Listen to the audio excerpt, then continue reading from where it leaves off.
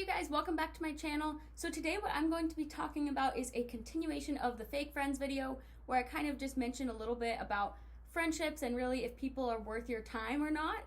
And what this video is going to be is actually continuing on that and understanding where you actually fit into someone else's life, and same thing with them and you, and whether there's really an overlap to even build a stronger foundation for a friendship, relationship, whatever it may be. So I'm going to have this circle represent me, and this circle down here represents someone else that I know. So let's say this is me, myself, and I. This outer ring right here, that is my close circle of friends. That is like, what I'm going to say is like F and F. I know it doesn't look like that, but my family and friends, like super close to me. That'd be like my mom, my dad, my stepmom, my stepdad, my grandma, like people who are really close to me, who I really care about, in that inner circle.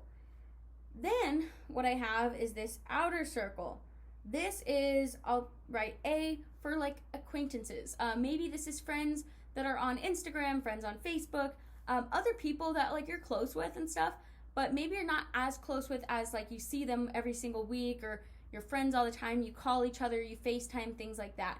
Because I think everybody knows that they have a different degree of friendships, and I don't think that any friendship is less valuable than the other. Like anyone who you're keeping around for a reason, so you place value on all those relationships, but not every relationship is going to need the same amount of time, just depending on who you are and who the other person is.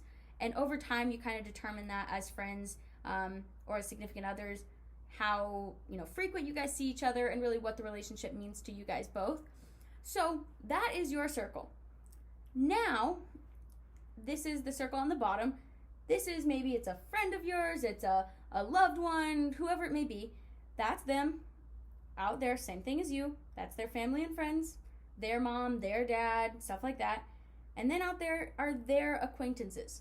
The reality is that we are not special to everybody, whether we think we are. Maybe I could go around and think that I am like hot poo-poo to everybody, and I'm gonna go around and everybody's gonna know me, everybody's gonna know my name, and everyone's gonna think I'm special and want to reach out to me all the time. That is not the case. Everybody, just the same way how I have a degree of friendships, they have their own degree of friendships. And the thing is that, yes, those kind of change over time, but it's not something that changes very quick. It takes time to kind of like build a friend group, build a niche, a tribe, to kind of like get into someone else's friend group. Let's say they're my best friend. I count on them for everything. I love them so much. Well, maybe for me, that person, I'm going to put them in like this peach color, whatever this is right there in my inner circle. I hold that person close. But what if I, for that other person, am way out here, not even in one of their circles? The reason why I say this, and again, it's a very simple diagram, but the reason I put it this way is because for a very long time, I was fighting for friendships that didn't even cross the other person's mind as to why I even wanted to be their friend. For a long time, I was kind of like pushing, and I was like, okay, I care about this person so much. Why aren't they reaching out to me? Why aren't they, asking how I'm doing? Why aren't they asking all this stuff about me if I'm trying to do it to them? And what I realized is that it's a two-way street. You can't always be the person reaching out to somebody. They have to want to reach out to you too. And it's just understanding that if maybe that person that you have in your head as one of those close-knit, super tight, like friends of yours, you have that person there for you, but they have you on the outskirts and like not even in their inner circle at all, someone they don't even think about. Maybe you post something and then they're like, oh yeah, that person exists. Maybe I'll say hi to them.